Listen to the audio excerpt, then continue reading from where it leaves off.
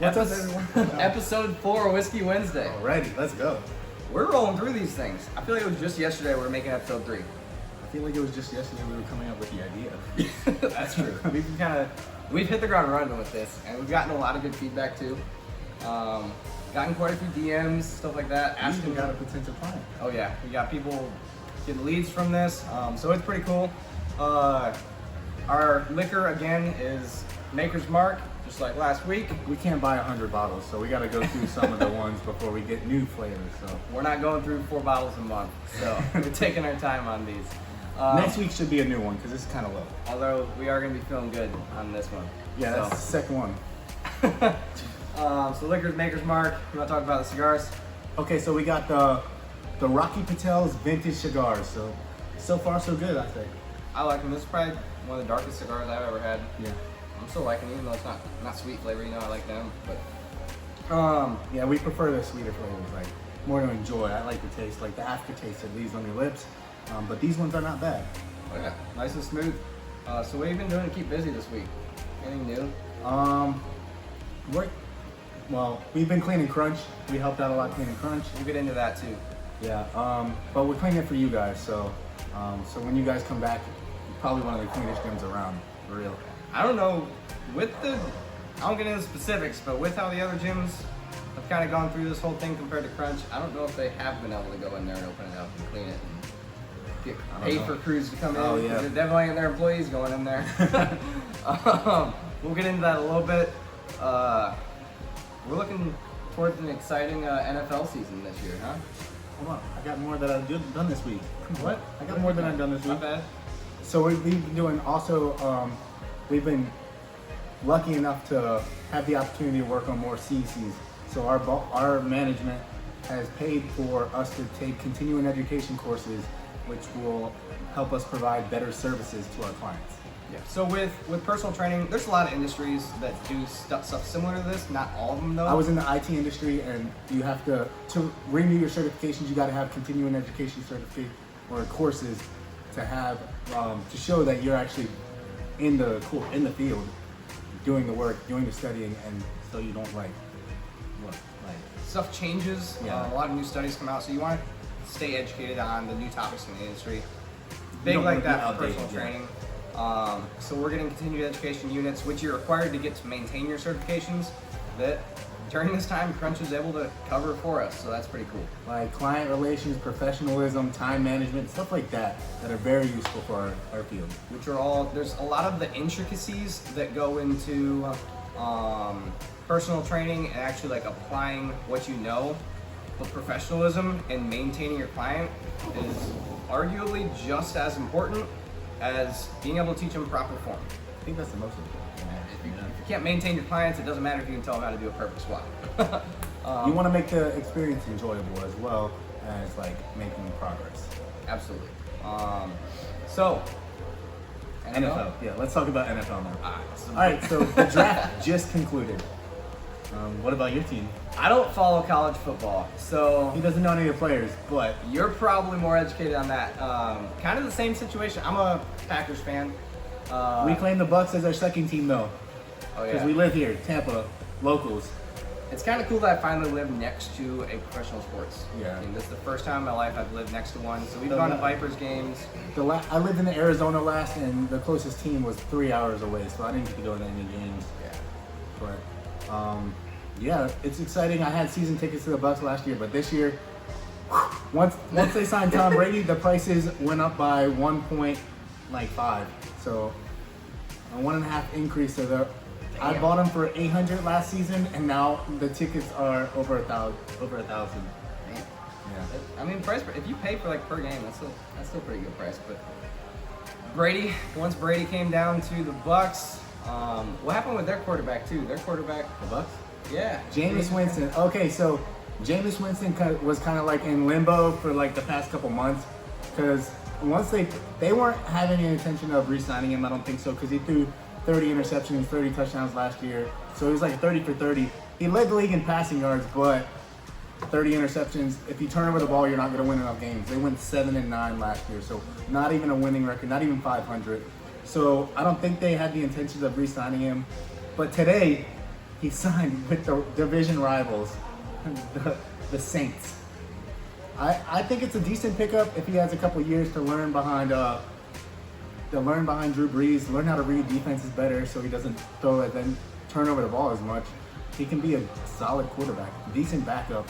And the way they use, I don't think they look at Taysom Hill as like a third string quarterback, but more as like a universal player like they can use anywhere. So I don't think their depth chart has like Taysom Hill like third string quarterback, that's all he does. It's gonna be Breeze, Winston learning back there, and then Taysom wherever they want to put him. But the Bucks had a solid draft. I mean, we know they got Tom Brady, they got Gronk now. They picked up one of the fastest offensive linemen. I think he ran like a 4.7 in the combine to protect Tom Brady. So that's a huge pickup. They got a bunch of other guys. It's going to be a solid team. So Brady, Gronk, OJ Howard, Mike Evans, Godwin, they're going to be a force to be reckoned with this year. It's going to be interesting to see how they try to, if they try to, as they've kind of shown in their draft, to play around Tom Brady and have their strengths to protect Tom Brady. And if they're going to try and create a Tom Brady team, or they can't expect Tom Brady to play for the next 10 years. So they're going to have to focus on once Tom Brady's gone too. But just like when Brett Favre was on the Packers, I'm a Packers fan. They brought in Aaron Rodgers, had him play second string behind Brett Favre and learn and then start to take over. So they played that smart. Kind of looks like that's what they're going to do again. They just drafted Love. I think Aaron Rodgers has a couple good years left in him. So picking up a quarterback in the first round this early, I mean, I still think he's got like 5 years left in him. So picking a quarterback in the first round was a bold move for them. Oh yeah, this early, Aaron Rodgers, he hasn't really talked about retirement at all. So that's going to be interesting to see how that plays out and see if they're going to go from the approach of, hey, we're going to phase him out in the next 2-3 years, or we're going to get this young quarterback under Aaron Rodgers' leadership for as much time as possible till Aaron Rodgers is gone, and then bring him up. What we've seen with younger quarterbacks, if they feel like they're good enough, they're going to take a bigger contract elsewhere after their first rookie contract. And not a lot of quarterbacks want to sit around for 5-6 years waiting for their shot. Not a lot. That's sometimes that's half a career for some players. And you're used to starting every game to going to sit in the bench. But the top two players on the Packers last year were arguably Rodgers and the running back Jones. And the first two picks of this draft were a quarterback and a running back. So bold choice by them. Let's see if it plays out. It's gonna be interesting to see that. I think my favorite thing is gonna be to watch the Bucks and the Patriots. The argument of, was it the coach or was it the quarterback for the Patriots? I think they're both going to be successful. But only issue is the Patriots didn't draft a quarterback at all. They picked it up undrafted signing. They signed a quarterback, but they didn't pick up one. So right now they're going to go with Jarrett Stidham, which he was a rookie last year, so he doesn't have a lot of experience, but we'll see where they're at. They got Brian Hoyer too, and then this undrafted rookie. So we'll see how the QB competition goes through training camp and stuff like that, preseason, see where they're going to go. But I'm not confident with their quarterback situation right now. We'll see where it goes. But other than that, I think the Patriots had a solid draft. They got a couple good receivers. They got a nice tight end. So we'll see. Edelman might need to be a step up. I'm confident in Bill Belichick's decisions. So Patriots are my first team. So we'll see where they go. He's always kind of been like, we're not going to make our team around this one guy too, right? He's kind of been like, I want a good team. I don't want my team to be about Brady. Yeah. So that's going to be real interesting. I want both teams to succeed, to say, hey, no, it was our partnership that made it great. That's why Brady was such a good fit for Belichick's system, because he took pay cuts to get other players to get those other contracts paid for. So we were able to build a solid team for many, many years, because he didn't need a lot of money. He was there for a long time. He had a lot of endorsements, so he didn't need that money. But now he's getting paid. Oh yeah, he's doing good now. He's getting paid. He was looking towards retirement for that contract. So our topics for this show is going to be about cleaning overload. I think that's going to be what our generation talks about. We weren't walking uphill both ways to school, but we know how to clean the fuck out of shit. we know how to clean now, top to bottom. Some of the more sciencey stuff, some of the more actual education stuff we're getting into is going to be, should you work out a specific muscle group? Should you work out full body? When should you work out full body versus specific muscle group? Things like that.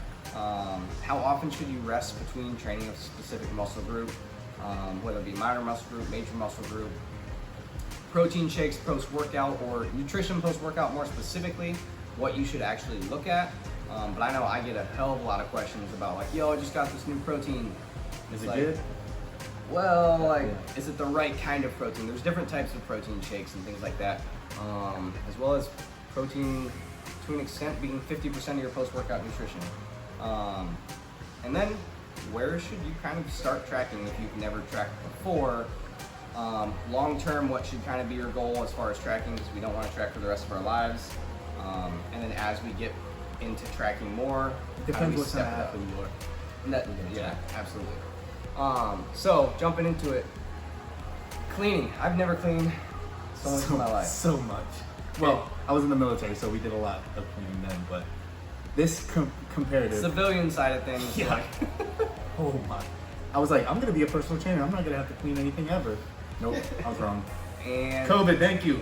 COVID transformed pretty much any industry. I think no matter where you are, this is going to be important for the next year, 2 years at least, to see. It's probably going to start to phase out. You know, things get relaxed over time, so it's going to be interesting to see if this does get relaxed, things like that. But definitely every few lessons, like I mentioned, clean from the top. Even if something looks like it's going to be an easy job, Yeah. whatever's higher up is gonna fall.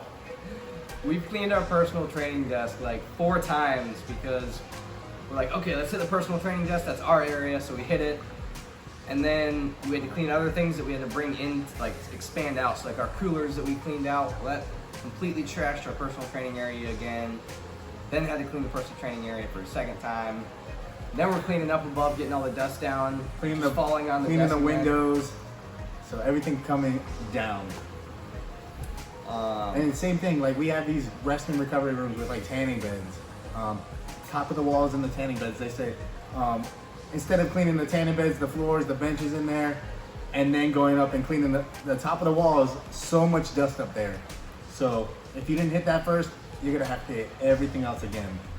So cleaning the top, make sure you got the top clean and working your way down. The best way to do it. So it's for sure clean.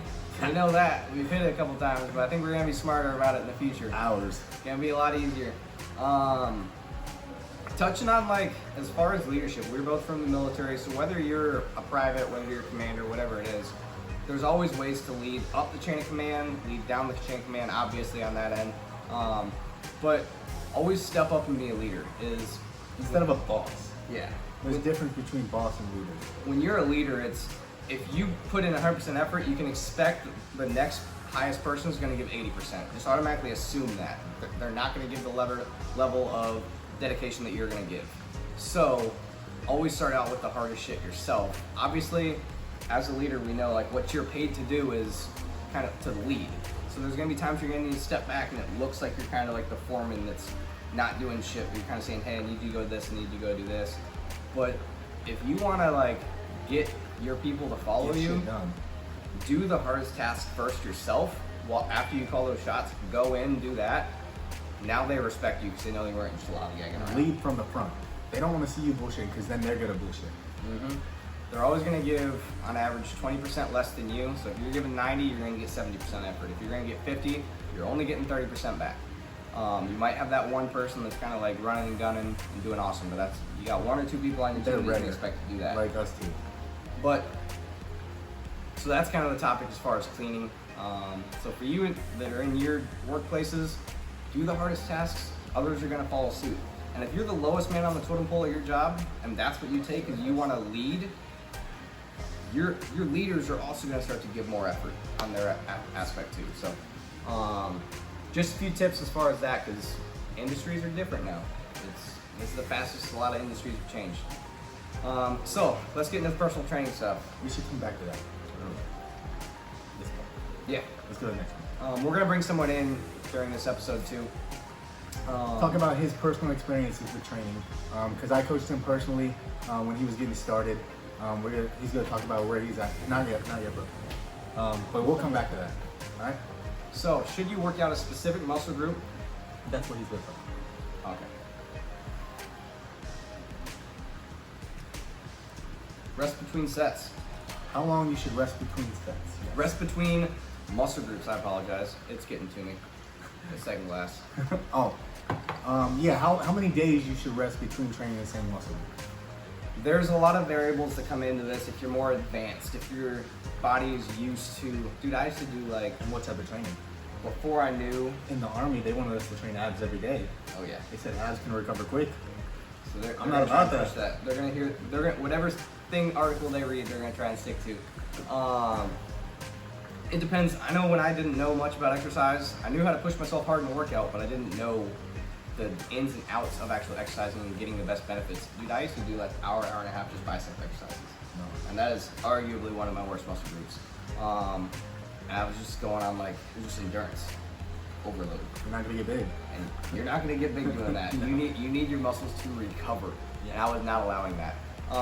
But my biceps can take a lot more of that endurance now, but I just didn't go for I was going for size, but I was actually training myself for endurance.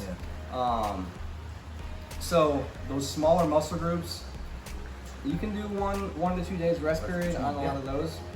Major muscle groups, on Compound average, lifts, stuff like that. deadlifts, bench, but like your chest, your back, your leg Bigger muscles, groups, yeah. those you're gonna want to give 2 to 3 days of rest.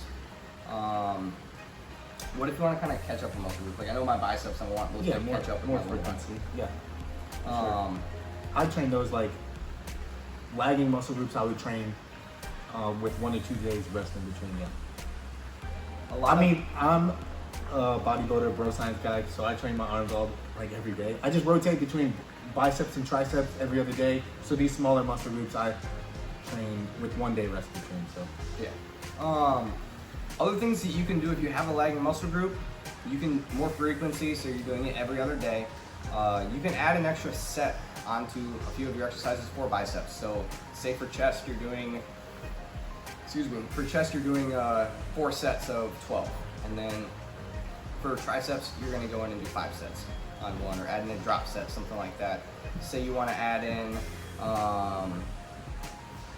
another whole exercise. So now you're adding in 4 to 5 sets for that specific muscle group, but you're adding it into a different style of exercise on top of that. So now I might do 4 exercises for my chest, but 5 for my triceps. just That's upping the how I do volume, upping the frequency is gonna help with those lagging muscle groups that you're trying to build up, catch up to the rest of your body. But the purpose for your rest is going to be so that you can actually recover. Is you need to train your muscles, that's going to tear them down. You're going to fuel your muscles with your food, then they're going to recover when you're sleeping. One of the worst pitches that I've ever gotten when I used to do Uber and Lyft when I first moved down here is there was like a fitness conference. We were like, hey, would you be interested in growing more muscle when you're sleeping? We have like this pill that you can take that helps you grow muscle when you sleep. That's what you do. I'm like, that's That's- the only time you build muscle. It's the only time. You don't build muscle when you're awake. You need some sleep. So understand that. But another thing I wanted to kind of touch on is delayed onset muscle soreness. A little bit of what I'm experiencing. I went through some tough leg workouts recently. We're finally able to put some like weight on our backs, and going from body weight or resistance bands For a to couple actually a weeks. barbell. So some heavy weights. Got some 4 or 5 days worth of soreness. With that, that's one of those variable situations. If your legs are you're still limping around from a leg workout 4 days ago, don't push yourself through another workout. You gotta play it because there's some level of soreness is okay. Yeah. That's fine. But if you're still limping around, train something else. Take an avid rest day at that time to give your body some more fuel, some more protein to recover. Active rest day, even get blood pumping through there. Yeah. So like bike, treadmill, walk, whatever you gotta do. Active rest day. That's what I like to do. Go do some of those body weight workouts that you've been doing at home. Keep the intensity a little bit lower, and then get back into it going into the next workouts. What should you look for in kind of your post-workout nutrition? Nutrition. Okay. So a lot of people use protein like right after their like protein shakes. right after their workouts. That's a good idea. A lot of people would benefit a lot from protein that has high carbs in it. That's gonna help refuel your muscles after a hard workout. I personally, I like to eat my carbs. So what I do is I take cream of wheat, cream of rice, or whatever, a carb source, and then I mix just a protein scoop in. My proteins, Optimum Nutrition, they got really good flavors. Right now I'm using vanilla ice cream, which is so good. It's low carbs, so then I can mix it in a carb source, and then I'm getting my proteins and my carbs post-workout. So when he's saying carbs, because a lot of people are afraid of carbs, Don't be afraid of carbs. the carbs that you're trying to get are something that's very, very high in the glycemic index. This is where cream of wheat, white rice, rice cakes. I take a powder I drink my post-workout carbs. They're 100 out of 100 on the glycemic index, but that's gonna spike your insulin, which kind of opens up those pathways for your protein to get into your muscles. Your body cares about surviving, not looking sexy. It's our job to make our body sexy. So if your body wants the glycogen, because your body doesn't know you just went through a voluntary workout. Your body knows that you're trying to survive. So Like, what the fuck is this? your body's gonna be like, hey, I want glycogen. So it's gonna go through a lengthy process to turn that protein into glycogen within those muscles that you use, so that it can like be ready for the next fight. Whatever protein's left, depending on the intensity of that workout, it might be minutes later, it might be hours later. That protein's gonna go into actually starting to repair the muscles, give that fuel. So you wanna get that glycogen in there, which is carbohydrate, your high glycemic index carbs. You wanna get those in so that that protein can be shoveled into your muscles within that 45 minutes post-workout.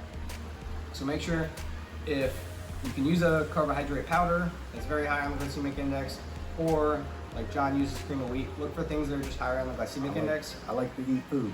Yep. And then, but don't just go look for the protein powders and think a protein shake's gonna be good for you and then eat a meal 2-3 hours later. Get those carbs with it. The carbs are just as important as those proteins to get those proteins to be effective. And carbs included in protein shakes are a lot better for people that are especially trying to grow. Like, if you're not eating enough food, getting your carbs into a drink is gonna be more convenient for you. Absolutely. There's 2 different types of protein powders too, so don't just go to a supplement store, grab something off the shelf that says whey protein. Whey protein is your most common form of protein. It's all a byproduct of cheese when you're making that. It all comes from a cow. You have your whey isolates and your whey concentrates. Those are the 2 main ones. Your isolates are going to be kind of your single cell formulas. Your concentrates are going to be multiple chains. So a long chain of a protein that takes longer to digest. So your concentrate whey protein is going to be good for like your meal replacements. Say you don't have time to eat a meal, protein shakes are good. I know I do that if I have clients just stacked. I'll just throw some water in a bottle and it already has concentrate protein in Carry it. it around with you. And I drink that when I don't have access to whole food. Whole food's better. I don't actually replace my meals with it, but when I don't have access to a whole food meal, I'm gonna throw in that whey concentrate, drink that to actually get something within my body. But post-workout, you wanna have your isolate. That's gonna be like it's called a monosaccharide, but like a single cell formula. It's gonna digest a hell of a lot faster, so your body can actually start utilizing that. If you actually take an effective, low temperature process, monosaccharide, so whey isolate protein, your body's gonna digest it faster, so that's gonna be one thing that's gonna help you recover faster. Is you're gonna notice a difference on that versus not being on it, because your body can recover so much faster by getting into the muscles so much faster. So it's really gonna help with soreness. It's not gonna eliminate soreness, but it's gonna help with soreness. So, getting into those macros and where we should start tracking. If you've never tracked before, what would kind of be your one advice? What would my advice be? All right, my advice would be download a tracking app. I use MyFitnessPal, my clients use MyFitnessPal, and just track the foods that you're eating right now. Like the foods that you would eat in a normal week, and then see where you're at then. Don't try and be perfect because you have a coach now or you saw something online. Track what you're at now, because if you go to a coach and get advice, now they can say, okay, we just increase these foods that you're already eating, decrease these foods. More often than not, when you increase foods, I rarely tell my clients to take food out. If I say increase your protein intake, and like instead of having 70 grams of chicken, and we go to 140, your stomach's gonna be more full anyway, so you're automatically gonna eat less carbs and fats. total, or you're gonna eat less junk food in general. I would say about 95% of the people that come to me are not eating enough protein to start with. Oh, 100%. Like, so many people, that's the biggest thing. And it's very satiating, so it fills you up fast. It keeps you full for a long time. So you don't have to worry about eating all that junk food. 'Cause you're just full for longer. But people just like to taste the carbs. That's why people eat more carbs. But protein's good. Chicken, I love chicken. I love eggs. Egg whites, Okay. So we've been tracking for a little bit. Kind of just focus on the total calories. We've been tracking. I know what you're doing. Now I might just give you a calorie goal. I might not tell you how to the specific proteins, carbs, and fats. yeah, I start them I start my clients usually with a calorie and a protein goal. Yep. Those are the two most important ones. Typically, protein takes care of the carbs and fats so that it kind of regulates them. Plus, now I can see, do you prefer fats? Do you prefer carbs? If you prefer fats, I'm going to give you more fats to eat. If you prefer carbs, I'm going to put you on more of a higher carb nutrition plan. And it's also important to talk that nutrition or tracking your nutrition isn't like your long-term goal. You don't want to track nutrition for the rest of your life, but we want to reestablish the norm. I don't think that what people typically do right now is what should be the norm for your body. Like, you should be getting in that protein. That's normal. So when we say high protein, it kind of sounds like it's uncommon to eat high protein. It's what your body needs. But it's what your body needs, like you said. So make sure you get that high protein in there, and then you're gonna be able to recover. You're gonna be able to maintain that physique, get a better physique. But it's not intended for the rest of your life. So a lot of times I transition my clients into tracking every single day, because the weekends might look completely different from the weekdays when you're off of your routine. And then I want to transition you back off of tracking long term. It's kind of like intuitive tracking. So you're eating the same foods you were eating while you're tracking. You just know that you're going to hit your goals, even when you're not tracking. Absolutely. So if I got you used to eating 180 grams of protein a day, then your norm is probably going to be a lot closer to that when you're not tracking. Just once we've been doing that for a few months. So now if I say, hey, let's track once a week, you might falter from that a little bit. Audit. It's kind of used to like an audit. Yeah. So you might audit yourself once a month, once a week, something like that. But now you're not just monotonously tracking all day, everything that you eat. Because that's one of the biggest reasons I get for not wanting to track. Is you're just like, oh, that's just so monotonous. I'm like, hey, long term, I don't want you to track. I don't want you to track very much at all. I want it to be limited. But you want to know the same basic steps that we should be taking. Just making sure that you're still on track, like you're still hitting your goals even when you're not tracking, just by auditing yourself once or twice a month. All right, so we're gonna bring Jose in, go over, should we be working on a specific muscle group or full body? All right, so this is Jose. He also works at Crunch with us. He's been going over the topic of should we work out our full body, should we work out specific muscle groups, a lot of his experience that he has. This is our first guest on the show, so welcome, Jose. Thank you. Thanks for having me, guys. Do you want to kind of go over some of your experience? Yeah, so honestly, I think full body versus specific muscle groups, right? My personal experience and what I think everybody should do. First of all, I think it's kind of like tracking macros. I think it's very personal to you, and you should just trial and error, right? So kind of try what works for you and what's showing results, or whether you have any injuries or not. And keep in mind too that when you do this trial and error, your body gains, or what you want to see in the mirror, is gonna come after strength gains. So you're gonna feel better, you're gonna feel stronger way before you see what you want. When I worked out with John took me in with a lot of injuries. Before John was my coach. We're all military. He's military Right. too, so I he's was pretty beat probably up. military, and dude, I worked out for about 5-6 years before I needed his help, and I think he's my coach. Look at him, and he has a coach, right? And I like working out with a lot of people because you learn. It's my coach, stuff. me, Right. him, his clients. That's what I tell my clients. I'm like, I have a coach. My coach has a coach. So why would you not have a coach? But he took me in with a lot of injuries, and working out with him, it's been an experience. We've done both. I think for the first half, we did specific muscle groups. Yeah. And then when we started to cut, we were kind of like, we didn't have a lot of time, so we did full body workouts. And it was an experience because I had a lot of shoulder injuries, and those injuries made me compensate with different parts of my body. So I would have the right shoulder injury or the left one and then compensate and hurt my wrist or hurt my abdominal area. And it was intense because he's not only my coach, he's my best friend. So, you know, when I have clients and you got to push them, they're your clients. So you kind of have to stop at a point. You can't just like, come on, like, he's my best friend. So, like, he would push me hard every day, and it was hard. I'm going to send you some before and after pics. It was insane. The training was insane. Best training I've ever had in my whole life. And Because he went from bro science, like going all out every lift and like just crazy high volume Right. with some Right, stuff, right, right. thinking knowing that's what why you I'm need to do. doing certain things. But now training with me, having the proper form, getting the mind to muscle connection, getting that Right. good reps is what's gonna help you grow. Right. I think that was really important. But what I'm trying to get at is, keep in mind that it will take a long time. Like working out with him, the before and after pics, I'm nowhere near where I want to be or where in my head I want to be. But if you see the before and after pics, it's like, You don't even wow. see that until you put Right. them together. I'm a whole different person, and I'm still not where I want to be. But it took 6-7 months, bro. 6 to 7 months. Get So where you're at now, yeah. so keep that in mind when I say trial and error. It doesn't mean like try something for 2 days and then it doesn't work. Like it doesn't work like that. So I think it's very personal to you if you're coming back from injuries. If you like something and hey, some people can eat anything and that works. Some people can work out anything and they just show results. So if that's the case, do what you want, do what you like.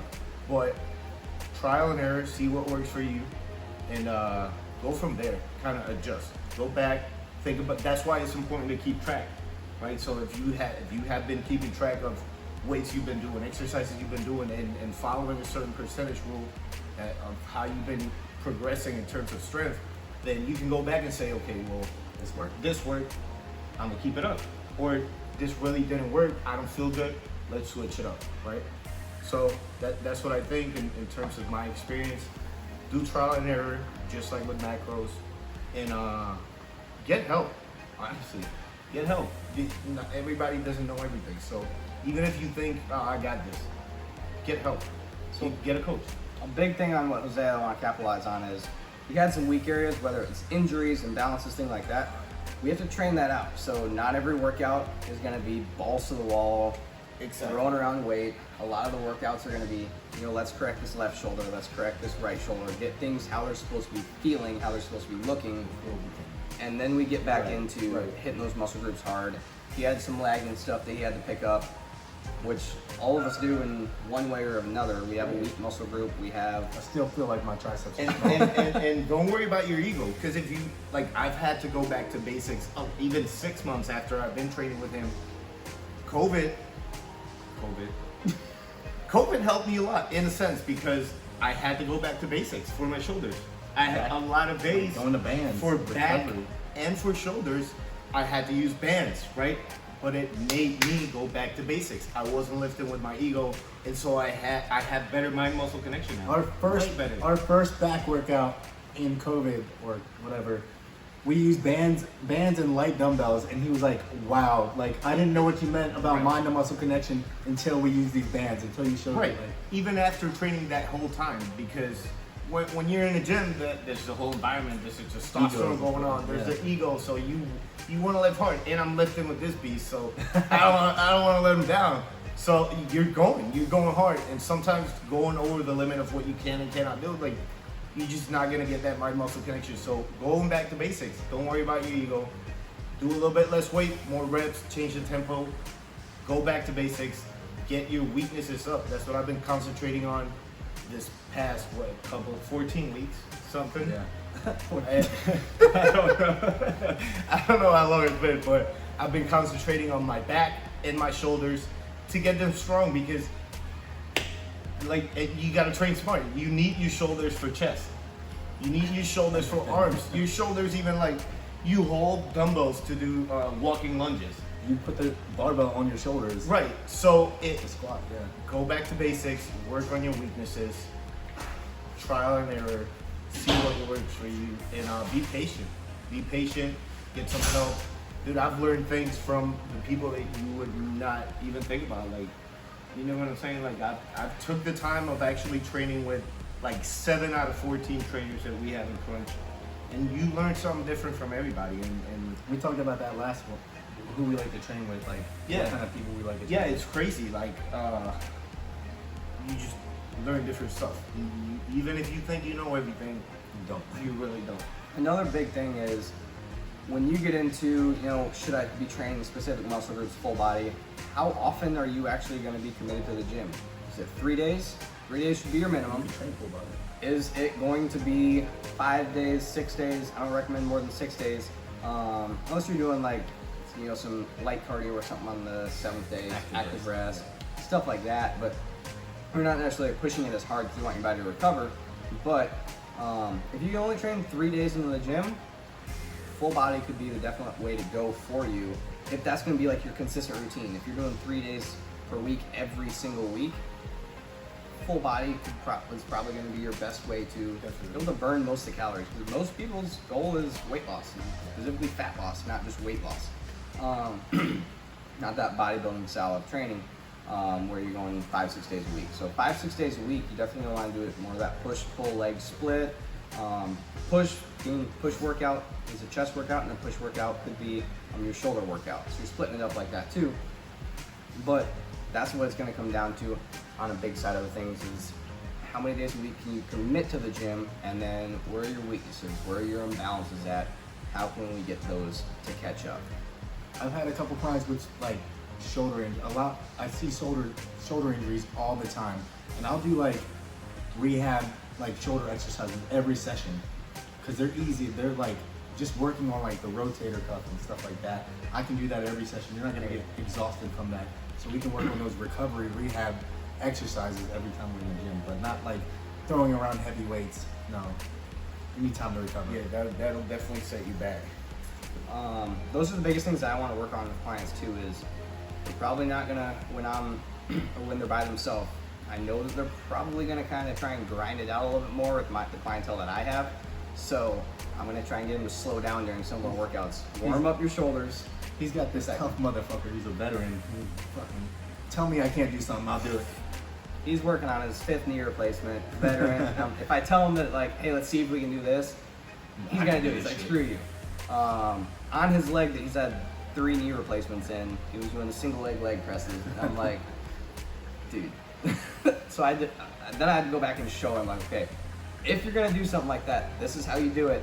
I don't recommend you do that. But here's the safest way to do it. Here's the safest way to do it. But that's what I want to work on a lot of times in the beginning of my sessions is how should we warm up a muscle group before we're going into training it, and then get into actually hitting that exercise to make sure we're feeling correct. Before we wrap up, we smoke cigars on here. Tell them what you're smoking and why you smoke it. This is peer pressure, guys. So It's not peer pressure. Not at all. It's better than what he used to smoke. when I became a coach, I wanted to stop smoking. I smoked a lot when I was in the military deployed. And You smoked since when? Like, bro, since I was a kid. Like 13. It's embarrassing. I'm not gonna say the age. Yeah, like 13. So He called you out though. fine. Like, it's showing fine. that you're I've been making smoking my progress, whole life, but and I would have people and chiefs and just when I went through different stages of training or stuff that I was trying to do in the military, I would have people tell me, bro, if we catch you with a cigarette, or that's gonna mess you up for a Cycle Maestro 500-yard 9-minute goal, right? And I was like, yeah, I'll quit. Never quit, bro. I would try quitting and like mess up my running times for the 1.5 miles. Never quit. No, it didn't matter what nobody said.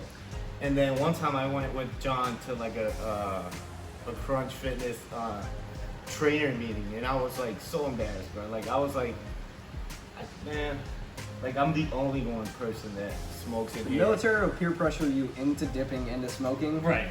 And then you start training hard, you're getting into a different environment. Right, it's And a that will different peer pressure you environment. not Like to do it. I didn't, man, I'm telling you, like high-ranking leaders would tell me like, stop, you need to stop because of this and that, and I'd be like, it would literally like just, I'll be out the next year, whatever. And then that day, I just felt this like pressure. I was like, man, these people frown upon this shit, like. And the room was so small. I was like, if I go Everyone's out gonna and smell take a you. smoke break, everybody's gonna smell me. his clients And can I'm smell the him worst. every day. So he had to come Yeah. with cologne all the time. And I'm like training a client, and like I had that anxiety of like in between clients, I gotta go in and get a little bit of nicotine. So I switched to this, right? And then these guys are smoking. And you worked your way. We smoke like once a week though. No, that's good. No, that's good. But yeah, I switched to this. It's helped me for the first time in like 16 years. I quit cigarettes. Cigars is also a habit I picked up in the military on deployments. This guy got me onto it. We'd get around the bonfire on deployments, and all of us would light up cigars. There's this really good company. I'm gonna plug them real quick. Cigars for Warriors.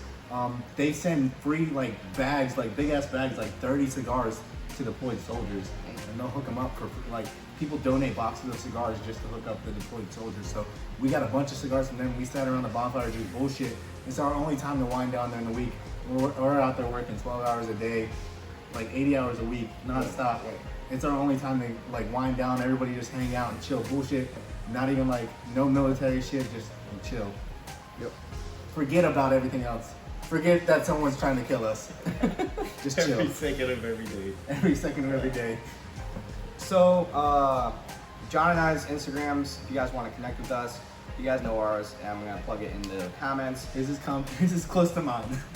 John's official JD Fit, mine Jake Block Fitness, Jose official JC Fitness, just JC Fit. JC Fit. Just like mine, just with a C instead of a D. I'm gonna type them all in. He's another great resource. He posts a lot of good stuff. If you have any questions that you want to answer, of course, like always, comment those down below as well. Let us know. Or what shoot you us a want. DM.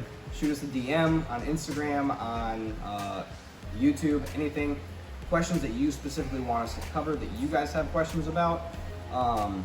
We'll answer them in your DMs and then talk about them on here. So your questions are going to be other people's questions. So just because we're going to respond to you doesn't mean we're not going to talk about it here.